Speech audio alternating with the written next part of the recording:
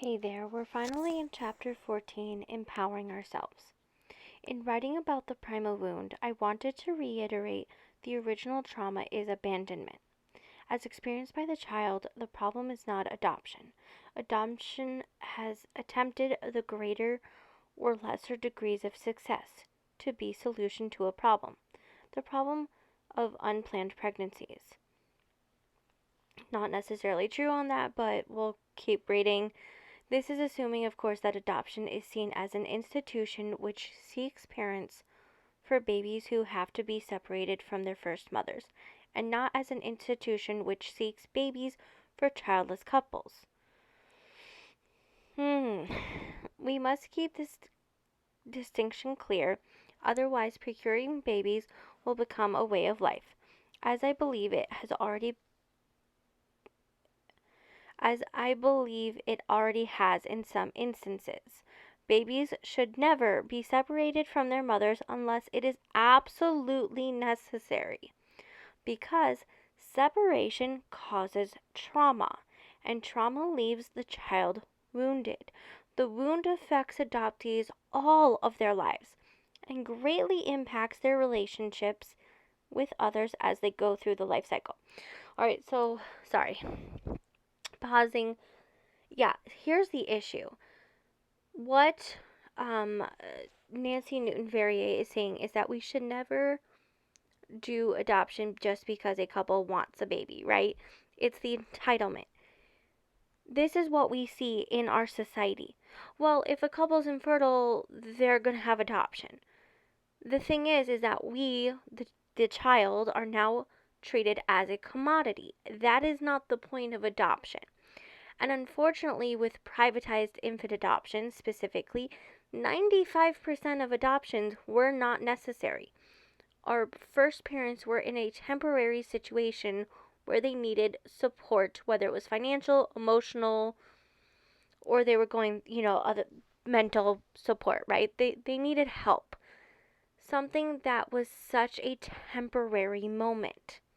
And yet, this book, still written 30 years ago, is very accurate to what is still seen today. And yes, adoptees, we deal with this lifelong. And despite us going through therapy, which is absolutely important and needed, does not mean there is a cure, right? Therapy provides, it means putting systems in place. It means that when we are going through those tough times, those triggering moments, we know how to ground ourselves and end up okay. Okay, sorry. We're not even fully through page 1 of this chapter and already it feels like a trigger. Not Nancy's fault, but society still goes through this very much.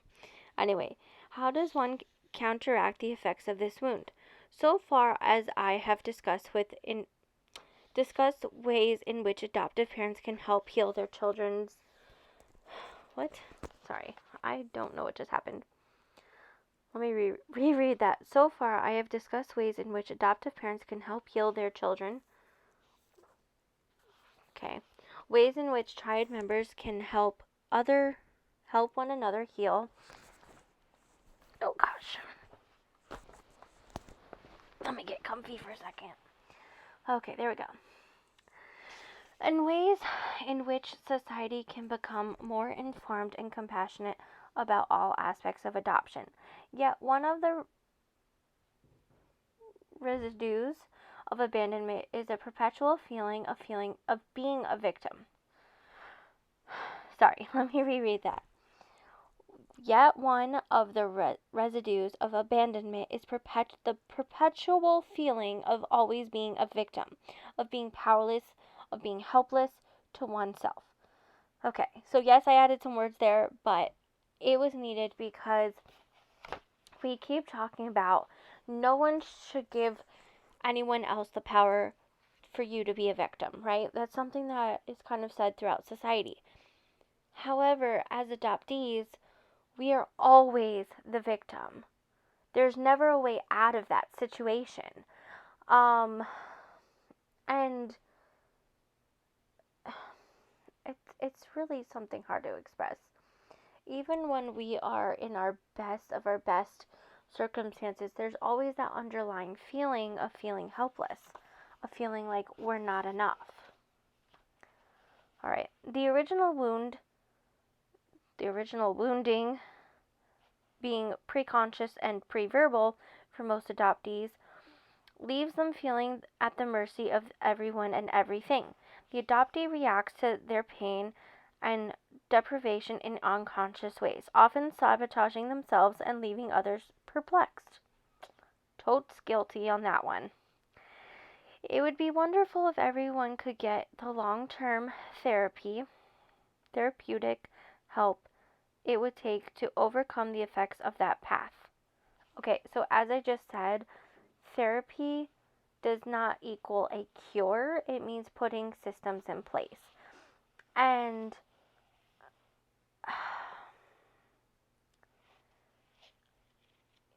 even if you have long-term therapy, right? I've been in and out of therapy for a while.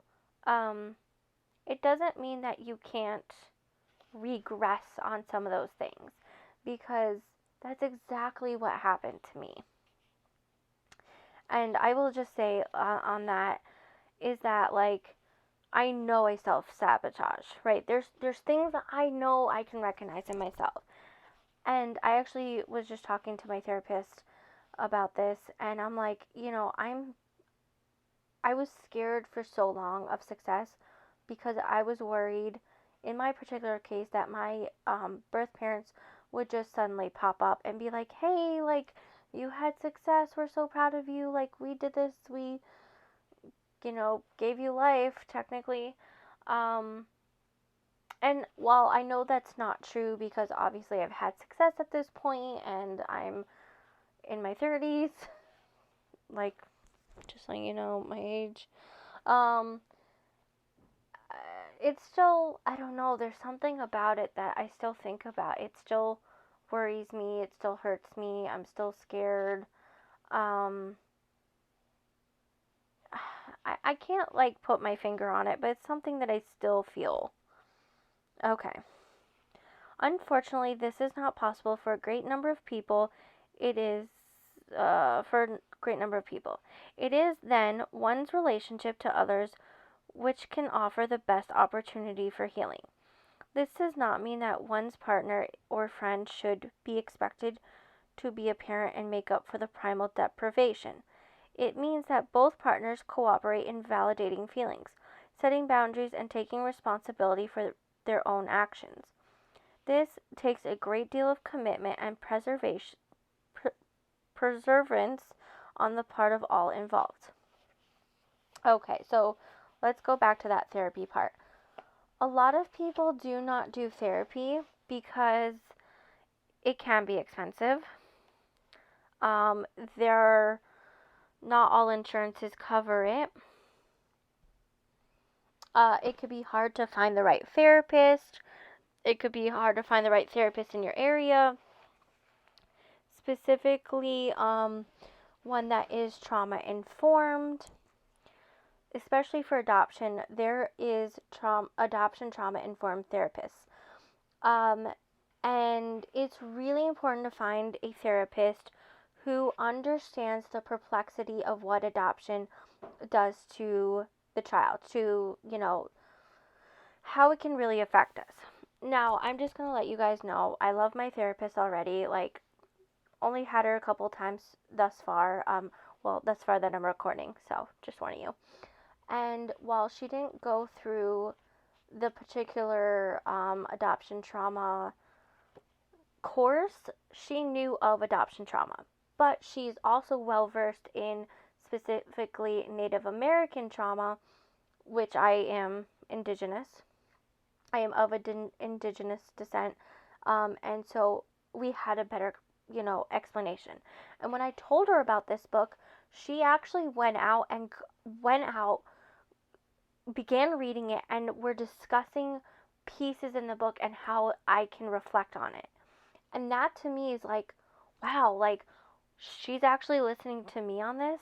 She wants to do better for me and maybe some other clients. And that makes me feel good because I'm being heard. And it's not like, okay, but like, what can you do better? It's like an actual understanding of, yeah, this sucks on an individual level, but this is what a lot of us go through. Okay, sorry. Big rant on that. Big off course. Anyway, let's keep going. Shunning the victim role. The the first thing an adoptee or birth mother or anyone else who feels powerless can do is to become sick and tired of being a victim, of feeling as if they have no power in their life. That feeling of helplessness and hopelessness, which is left over from their infant child years, permeates their consciousness even today. They have to want to get rid of it. They have to want to take responsibility for themselves and not blame everyone, the whole world, for what happened to them. It is easier to just drift along like a cork in the sea, bobbing along wherever the tide of life takes them, in order to grow up, to become an adult. They will have to give that up, that old friend lethargy, and take an active part in their own healing process. This takes effort, commitment, and energy. How do they begin? I don't know. That paragraph comes off really wrong to me because maybe it's just me. I know, yes, I blame specific individuals as well as the legal process because I cannot gain access. Like there's individual elements to struggles that I deal with as an adoptee. Um, but so many play into that part, right? So like how do I explain it? Like it's something really hard to explain. Yes, my paternal grandmother coerced my birth mom twice to give me up. Twice being the first time when she actually gave me up at birth, and the second time when she told her not to come after me and try to get me back. So that's twice. So I do blame her. I blame my birth father for not wanting to be a dad and stepping up into the situation. Despite me understanding everything going on in the background, I get it. I blame my birth mother for not fighting hard enough and not actually telling her side of the family. But I also, again, understand there was a religious element. I blame my adoptive parents because they played into all that. They said, even if she changed her mind, they would understand, but they were still complicit in wanting to be part of the adoption process, right? This is still a harm being done. I blame the government because adoptees cannot access our own paperwork. I also cannot be part of my own culture because of blood quantum. Native Americans don't believe in blood quantum, but because of the government, they do, and I have to physically prove that I am Apache, and I cannot because I cannot access that paperwork or any of that information beyond my genetics because of the way that my father's side is, my birth father. So it's not just like I'm not trying to be the victim, but like literally we don't have control. And I think the way that I'm kind of not feeling like a victim in many cases is because I'm done just sitting on the sidelines and being like, well, oh, poor me, like I'm an adoptee and like, yeah, I feel all these emotions. No, I'm actually talking about it. I'm going through therapy and I'm advocating for better. I'm calling, congressmen and senators and all these things. I'm trying to do better for myself. Um, and so I don't know, that last paragraph just didn't sit right with me, but you guys let me know how you feel. Anyway, moving on. Challenging long-held beliefs. One of the hindrances to an adoptee's helping themselves heal is their feeling of being undeserving, unworthy, but that's not the reality. It is a belief, and their beliefs need to be challenged. The adoptee is paralyzed by the belief that they are responsible for their own abandonment. Okay, now I see what they're saying. Because they weren't a good enough baby to keep. Yeah, we definitely put a lot of blame on ourselves, even though it's kind of hard to explain, right?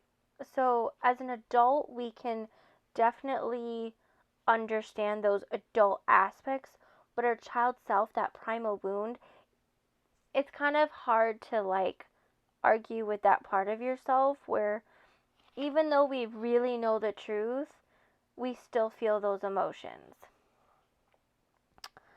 All right. By believing this, they are giving the mother who left them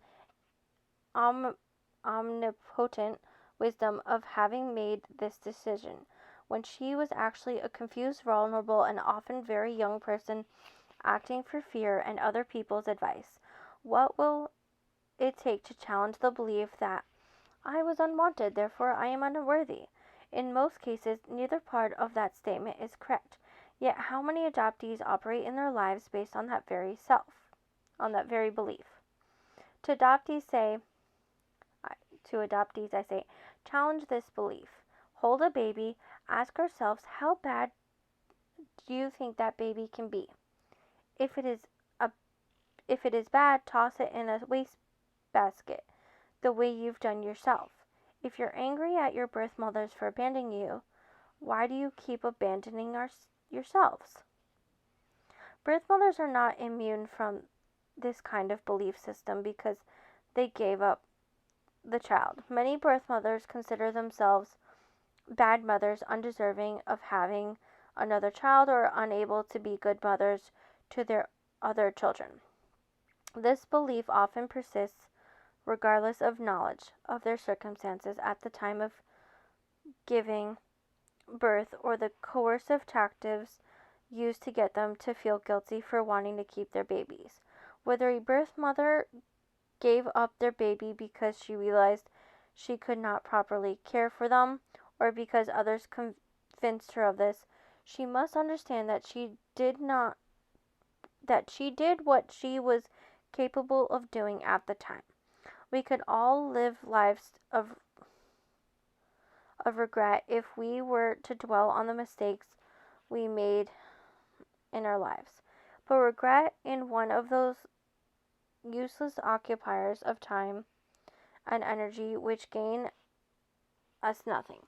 A birth mother cannot change what happened, but she can forgive herself for her decision and let go of the guilt if she really had no control over that decision.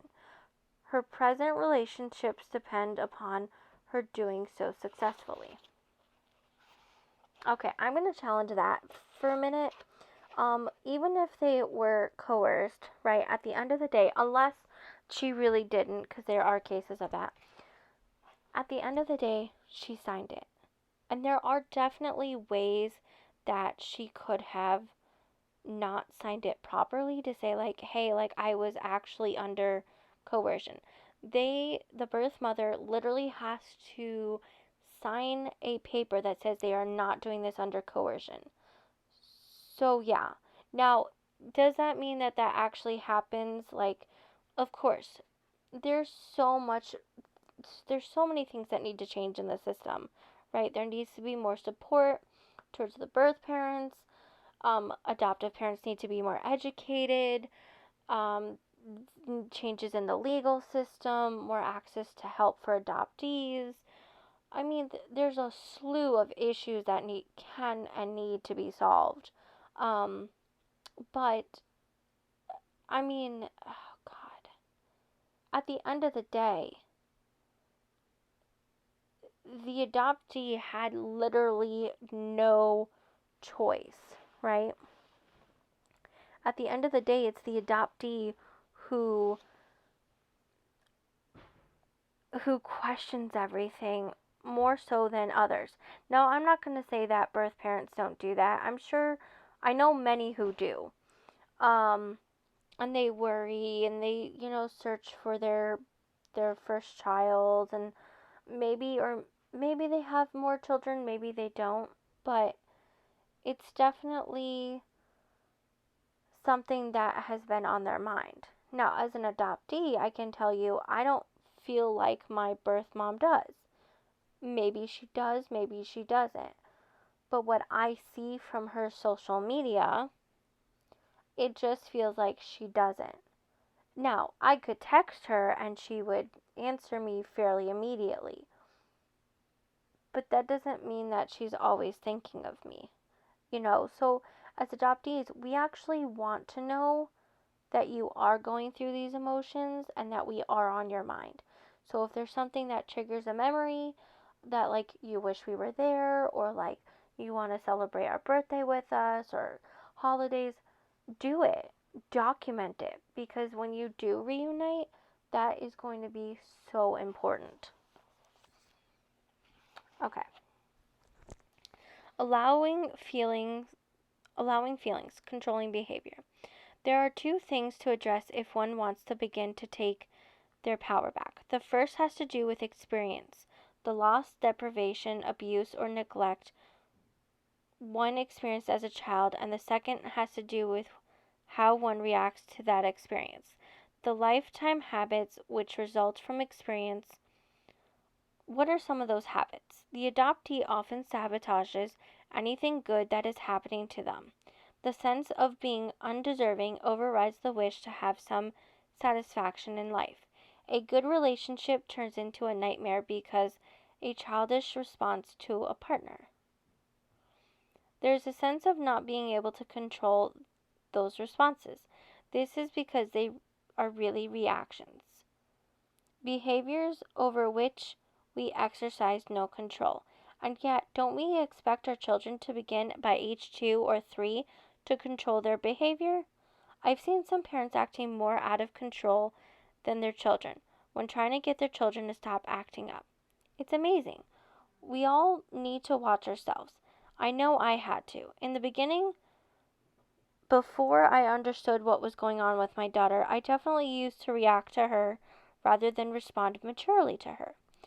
This only reinforces her faulty behaviors about herself, rather than challenging them and helping her heal. I was reacting from my own hurt inner child, rather than the mature adult that I purported to be when I promised to be a parent when I promised to parent my daughter. In order to keep my promise, I needed to grow up and take responsibilities for my own actions. This isn't easy. Other engender emotions in which make it difficult to overcome the tendency to react rather than to respond. For instance, adoptees use projective identification not only as a defense mechanism and a primitive form of object relations, but also as a means of communication. What that means is that anyone in a relationship with them will begin to experience their feelings and react to them. The adoptee uses projective identification to communicate what they really feel inside because they have no words to describe those feelings. Those feelings originated before they had language. Adoptive parents are very similar with the technique of projective identification. And as are reunited birth mothers, although they may not have known what it is called. Those are projected feelings trigger the parent's own sense of rage, hostility, sorrow, or helplessness, causing them to react in ways they consider totally out of character for them. But there is another reason for allowing our behavior to get out of hand. Acting out is exciting. There's a sense of drama, a kind of negative excitement. Although it is a neurotic way to respond to hurt, fear, anger, or guilt, it keeps the drama in our lives going. It is a dysfunctional, self-perpetuating, and an old friend without which we would feel depressed. It is the way in which we avoid growing up and taking responsibility for our own choices and our own actions. I can't help it, is the way we put it. Well, we can't help the feelings. They come from unconscious or from projection, but we can help the behavior. Often the behavior is drama, not a true response to feeling. Controlling our behavior takes a great deal of effort, but we can do it. We have to control our behavior in the case of unspeakable anger when we feel as if we could kill someone. We do, most of us, manage not to commit murder, but we allow ourselves a smaller indulgences of our neurotic reactions to archaic feelings. We slam the door, kick the dog, I hope not. Slap a child, I hope not. Don't do that either. Don't slap a child. Yell at our husband or wife or children, or give the finger on the blankety blank who cut us off on the freeway. It's exhilarating and dramatic. It feels good. That's the part that's hard to give up. But it's also childish.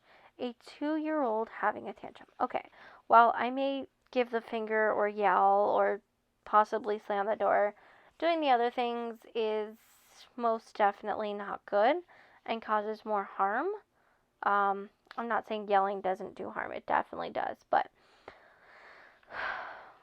sometimes getting that anger out is needed. Just realize you shouldn't be hurting other people.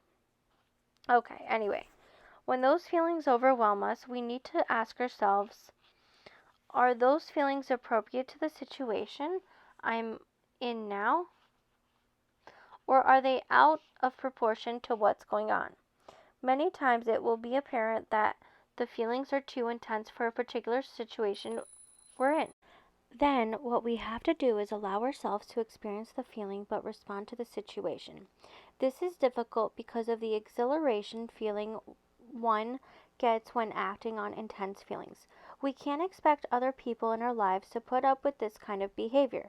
However, he has to accept me as I am, is often what I hear.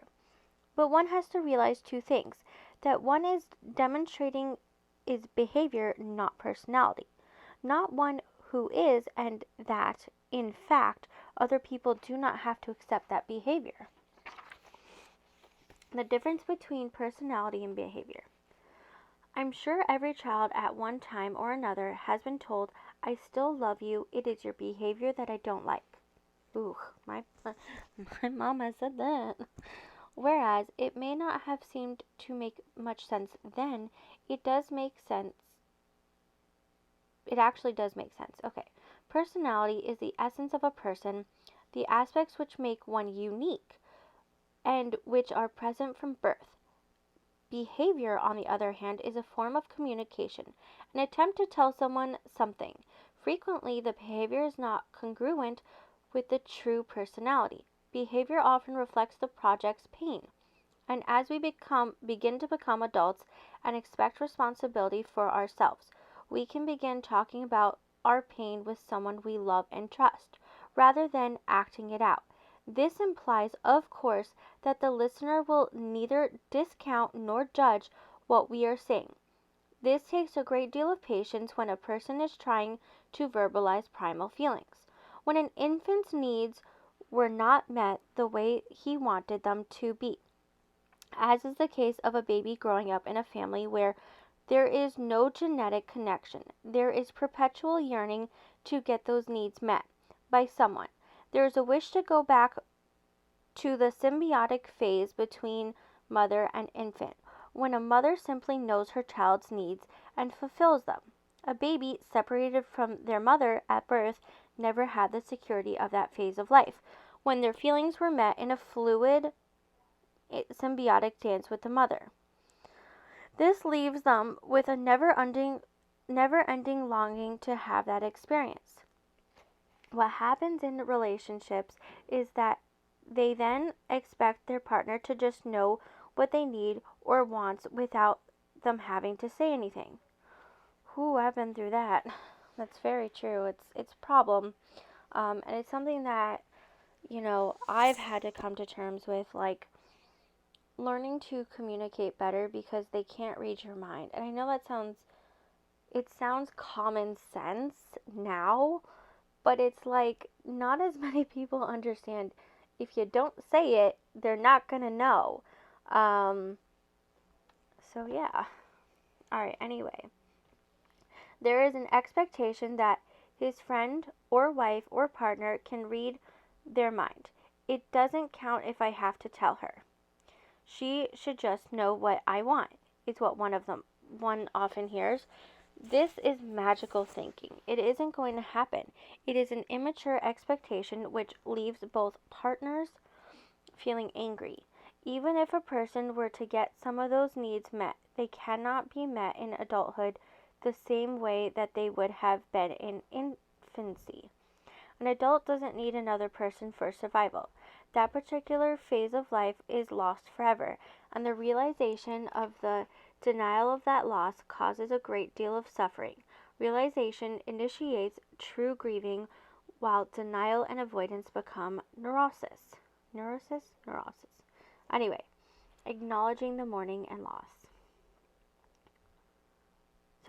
Acknowledging and mourning loss. Wow. Carl Jung said that neurosis is a substitute for legitimate suffering. Suffering involves acknowledging our losses and doing the appropriate grief work. In his book, How to Be an Adult, David Richo says, our problem is not that as children our needs were unmet, but that as adults they were still unmourned.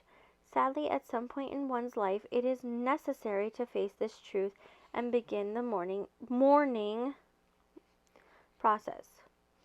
After many failed attempts, it becomes apparent that it is unreasonable for one to expect the adults, for even more so, the children in our lives, to make up for the primal needs of childhood. Yet many people in relationships try to over and over again to do just that. The result is that very few adult relationships are mature relationships. Every adoptee, birth mother, and adoptive parent has experienced loss, and the appropriate response to loss is mourning. Richo says that there needs to be grief, the irretrievable aspect of what we lost, and the irreplaceable aspect of what we missed. If we don't often mourn our losses, we don't often realize that it is unreasonable and even impossible to expect our parents or partners to make up for those losses. We will go through life with a feeling of something undone, a yearning for something unattained. There will be a sense of being the eternal victim, a feeling of powerlessness which prevents our growing up and becoming and being an adult. There are several steps towards the healing power of grief work. The first step is to want to grow up. Many people avoid responsibility and pain by remaining a victim. It is easier to keep the status quo. If we do decide that we are tired of always feeling powerless, the next step is to remember as much as possible about our painful experiences and to talk about them. It isn't always possible to remember cognitively, but we can make cues from our bodies, from our reactions to others, from our sense of something being wrong.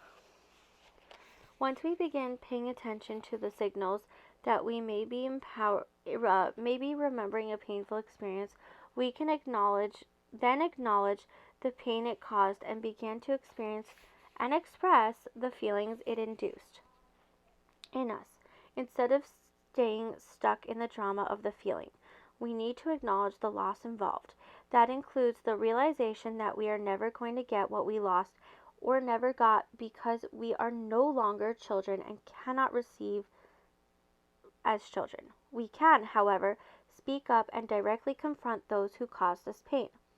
For some representative of those persons, and we can begin to correct false beliefs about what happened.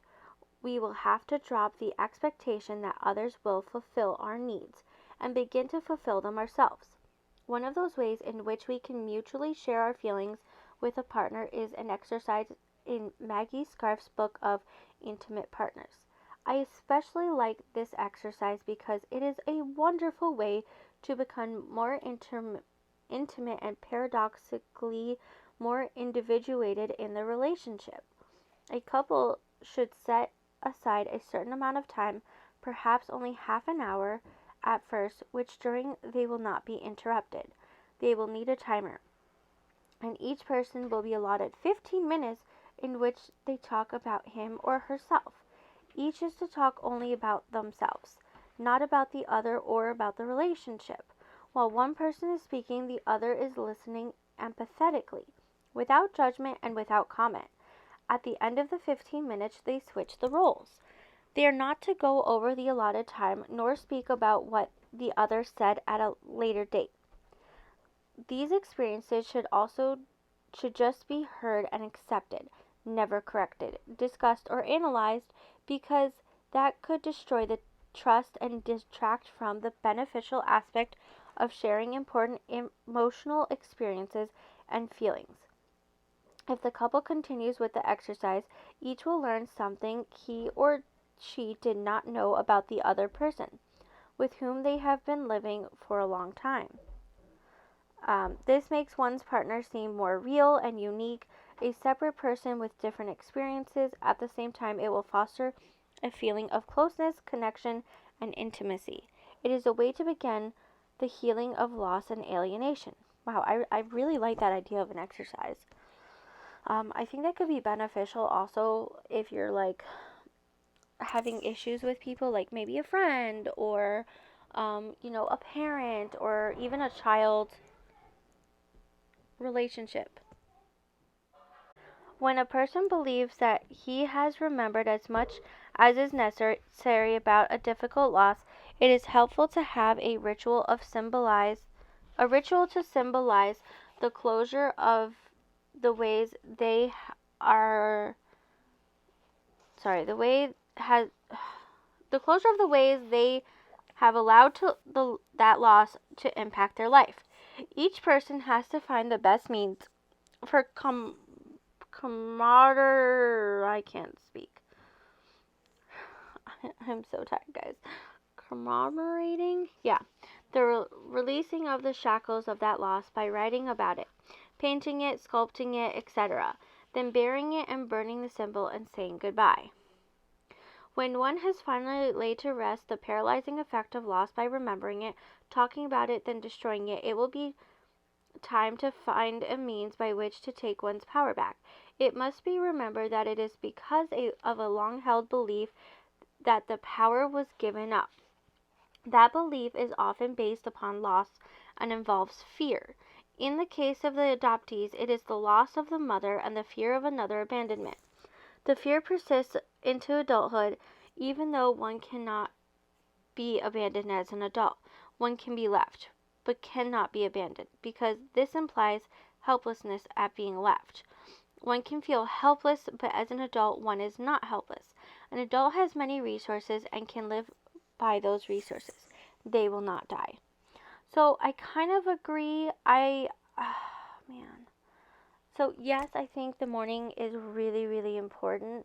When I think of mourning and grief, yes, it's much needed for the adoptee, um, but I don't think it's nearly the same because, I've been talking with my therapist on this. It's that healing process is a lifelong journey. It's never truly going to go away, but you're going to understand coping skills. And yeah, there's going to be a few triggers, maybe a day or two that might trigger something, kind of like the way from experience being an SA victim, like, I'm over a decade out, but that day triggers me. Like, that's one of the biggest triggers. I moved out of where I used to live, but going down where the event happened, big trigger, right? I avoided it. Being out at night, avoid it. And so there's some things that you can do, but as an adoptee, when it talks about the abandonment, that's still going to be that feeling, that last abandonment is not the same as being left. You're not helpless. I get what Nancy Newton Verrier is trying to say, but at the same time, it's very much similar feelings. Especially when you're in a long-term relationship, and and even more so if you're in a codependent relationship, which can be problematic. It's always going to hurt, but um, it's just going to be a big trigger. No, I'm not saying that doesn't necessarily mean it shouldn't be happening, right? Because, relationships are different, things happen, but this is why communication is key between partners, because if you're not communicating, things are just going to get worse. Um, and yeah, being scared to be left by a partner that you deeply care about, it's scary, it's sad, and like anyone will feel those emotions, but I think it's even worse for adoptees because it's always on your mind. 3 barriers to integration. The problem is that the adoptees fear that they will die doesn't go away just because intellectually they know that they can survive. Fear is one of those barriers to the integration of loss. The other two are anger, rage, and guilt and shame.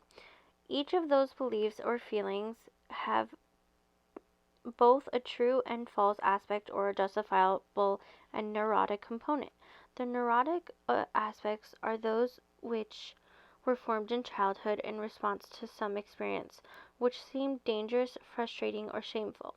When a partner acts toward the adoptee or anyone in a hostile, hurtful, or unhelpful way, something gets triggered, an alarm goes off, and the experiences the fear of annihilation. Overcoming the response to the fear is an important part of the maturation, being mature, basically. Okay, anyway. Fear. Fear can be an ally as a response to a dangerous situation. Justifiable or appropriate fear is that which appears when a real danger exists. We react to the fear by either fighting or fleeing. It gets adrenaline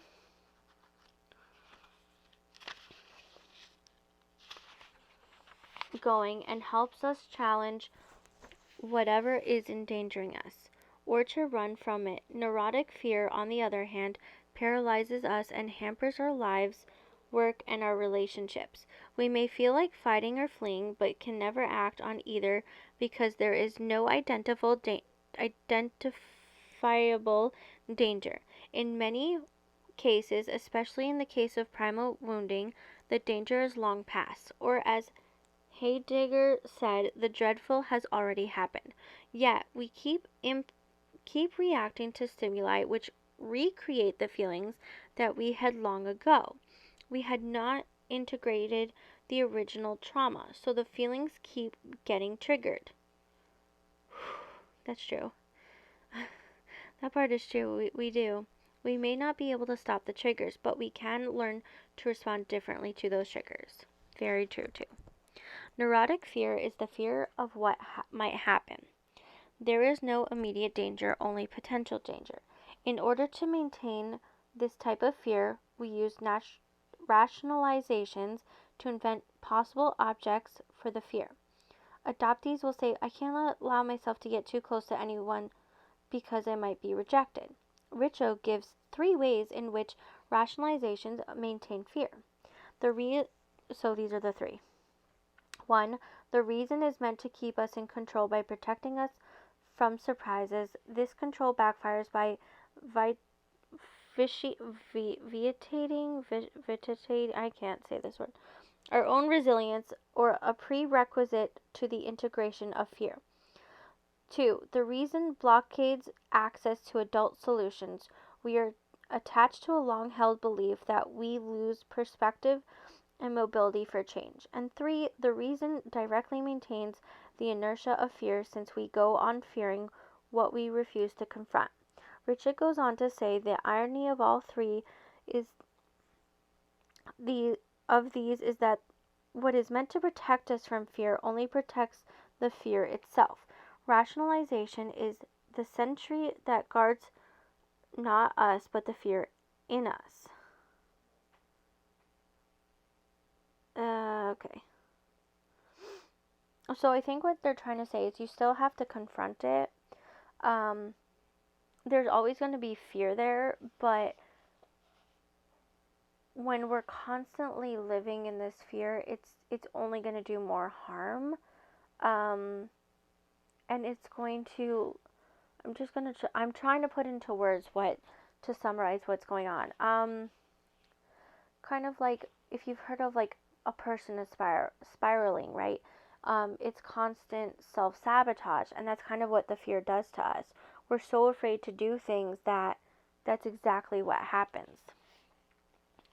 All right, then guilt shame. The second barrier to integration and wholeness is guilt. Guilt is not a feeling, but a judgment against ourselves. Guilt, too, comes in two varieties. Justifiable guilt is what one experiences when one has harmed another person or engaged in unethical conduct. It is information that what we did was wrong. When that happens, we can make amends and try to avoid repeating the offense. Appropriate guilt is governed by our conscience and makes us accountable for our choices and actions. We can regain a sense of balance by admitting our guilt and making restitution. We can then forgive ourselves and be forgiven by others. There's no sense of integration and closure. Neurotic guilt, on the other hand, is guilt about something over which we had no control. It leads to blame, not accountability. Instead of leading to reconciliation and integration, it leads to inner conflict and confusion. It cannot be resolved because either it has no cause in the present or it is a cover-up for those feelings such as sorrow or anger. Shame is different from guilt. We feel guilty for what we did or imagined that we did.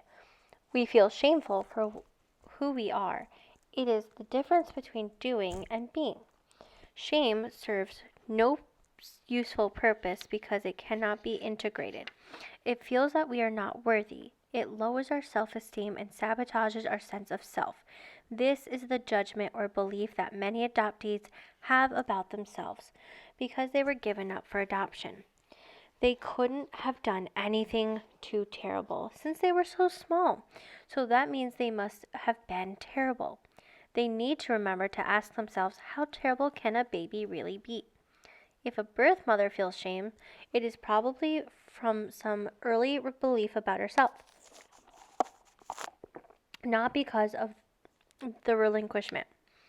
Relinquishment is the act, which might lead to guilt. Guilt is one of those things which many adoptees say get in the way of their relationships with their birth mothers after reunion. An adoptee can never really talk to their birth mother about their true feelings because that brings up their birth mother's guilt. And then they have to take care of her. Sometimes her guilt is a mask for intense feelings such as anger and sorrow. I truly relate to that. It disguises her lack of control over something that happened to her. Having a semblance of control, even if it means experiencing guilt, sometimes seems preferable to feeling as if she had no control or experiencing the painful truth of her situation.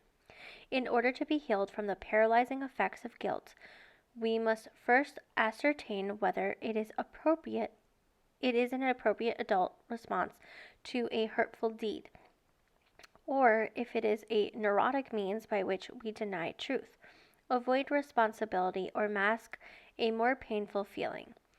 We will have to determine whether what we are experiencing is guilt or shame. Then we will be able to resolve the conflict and promote healing. The healing for guilt is forgiveness. The healing for shame is acceptance. Anger rage.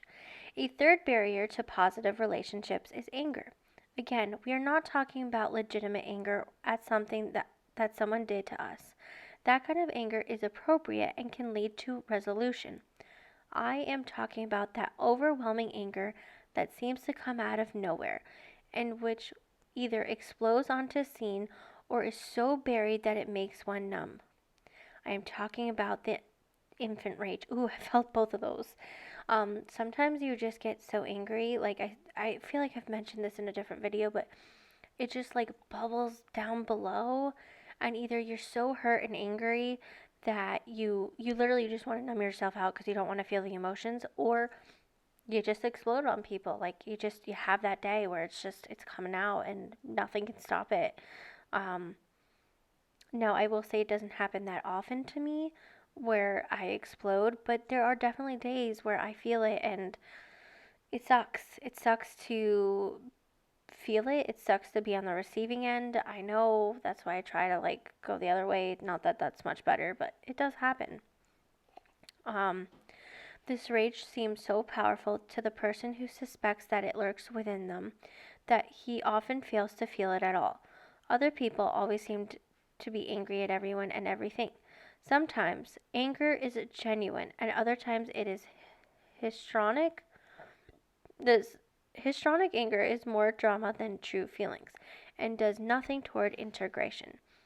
If anger is real and justified, then expressing it at the appropriate response in an appropriate way will dissipate it and release us from the of it. Release from the attention of it. One cannot hang on to the true anger. It is a very belief it is a very brief feeling. Anger is also a great motivator.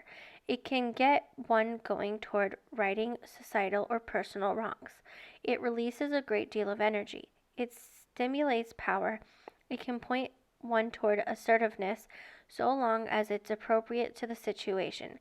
If it is inappropriate, it will simulate aggression, which is an attempt to control or intimidate others. Or it can lead to passivity, which is another form of control, controlling by what one doesn't do. Taking back our power. Having examined some of the most common hindrances to integration, the beliefs that keep us from assuming our own power, we can look at ways to begin taking our power back. By power, I mean power within, not power over. Power within makes us feel calm and whole. It allows us to be assertive, but not aggressive. Power over is a form of regression, intimidation, and control over others. When one has true power, it makes us free, whereas always feeling the need to control others takes away our own power. True power involves taking responsibility for our choices and actions. It involves establishing and maintaining boundaries. It involves inviting change, and it involves taking risks. Many of those innovative changes overlap when we begin to implement a new attitude toward odd experiences. Challenging our old belief system is not as easy as it sounds. Those beliefs are similar. They're old friends. It is difficult to let it go. It is important to take small steps towards change. The exercise given earlier in this chapter is a good way to begin. It is a relatively safe way to show feelings to ourselves and to others, an important step toward wholeness. Part of discovering the true self is knowing our own values, ideas, and opinions, and being able to express them and hold on to them in the face of differing viewpoints, and without having to convince others that we are right. It also means keeping an open mind and being willing to change our ideas based on new and better information, not on the need for approval. On the flip side of holding on to our own values and opinions is to check out our assumptions, suspicions, doubts about others rather than acting from our own perceptions. Perceptions are colored by our own experiences and are never truly objective. They are also influenced by our personalities, the way in which we function in the world. We need to check out our assumptions because misunderstandings can lead to alienation and rejection. Communication is an important aspect of testing the validity of our perceptions. Often we allow others' behavior to influence the way we act. This again may be caused for false assumptions, or it may be that we are personalizing everything that happens to us. We assume that another's behavior says something about us instead of seeing it as information about them. A person may even go as far as to assume that someone cutting them off on the freeway is actually doing something to him. Since the driver has probably never seen him before, why would he want to do something to him? He is simply driving recklessly. This is information about the driver, not a personal affront to the one being cut off. How many times have you taken another person's mistake for a personal attack on you? If we want to stop giving others control over us, we can stop reacting to their behavior and simply see it as information. This brings us to mistakes, our own mistakes. One of the changes we need to make if we are to be more whole is to take risks. Taking a risk implies not knowing the outcome of our actions. This means that we are going to make mistakes. What are mistakes? Mistakes are risks taken that didn't work out. We can do something differently next time. Mistakes give us another way of gaining information. As children, we may have feared that our parents wouldn't approve of us if we made mistakes. That may or may not have been a true evaluation of the situation. Now, however, we need to approve of ourselves. So we can forgive ourselves our mistakes and just accept the lesson they teach us. Someone gave me this saying: far better to dare mighty things, even though checked with failure, than to live in the gray twilight that needs not victory or defeat. One of those risks we have to take if we are to become more integrated is the risk of intimacy. Many people have little sense of their own boundaries because they grew up in a home where boundaries were diffuse. It is impossible to feel safe in a relationship unless we can know that we won't get lost in it. There has to be a balance between closeness and separation, relationship and individualization. Children practice this when they are between the ages of 18 months and 2 years, when they toddle away from their mother, then come back to them making sure that she is still there. They feel safe going away from her only if they know that she will be there when they return. The mother's ability to allow the child to safely explore new territory without the mother's being over anxious, and her willingness to allow the child to return safely to her loving embrace. Fill the child with a measure of confidence needed for healthy relationships in the future. If the mother cannot negotiate that period safely for her child, they may forever feel engulfed or abandoned in their relationships with others. Empowering ourselves is more like a double-edged sword. On one side is freedom from our own need for approval, and the constant concern about what others think about us. On the other side is the necessity to take responsibility for our own feelings and our own choices. We no longer have to fear others, but neither can we blame them. We must withdraw our projections and own our own feelings, then act responsibility in ways in which we express them. Again, we see how paradoxical life is and how balanced. Being assertive. Being assertive means taking care of ourselves. It does not mean being intrusive or intimidating. As I have stated before, it is having power within oneself, not the power over others. A great deal of this time it is not the others want to take the power away from us, but that we give up that power. Donna, an adoptee from Florida, told me that an adoptee is a person who, when someone steps on their toes, says "excuse me" instead of "ow." The idea that one is undeserving is based on the perception of an early experience. It is a time to challenge this belief. Ooh, I'm so guilty of that. I say sorry when I don't need to be. Yeah, I know it's a problem. It's been brought up to me several times by certain people. I get it. And as we begin to ask directly for what we want or need, we must be ready to accept that not everyone can meet those needs. Accepting disappointment is part of becoming mature. Being assertive means being clear. It doesn't necessarily mean being sure. Being assertive may mean saying, "I'm not sure, let me think about that." At the same time that we must be able to ask for our needs to be met, we must also be able to say no to what we don't want. Some people may be angry at the implication that they can change simply by a change in attitude or behavior. It will seem too simple, and they are right. It is not simple or easy. Those archaic feelings and our responses to them will not spontaneously disappear. But if one doesn't have the time, money, or courage to get long term professional help, there is a need to begin acting as if. To take a risk, then check the results. Sometimes the results will be good and sometimes they will be disappointing. Accepting that one's needs or wishes will not always be met is the mature way to react to risk taking.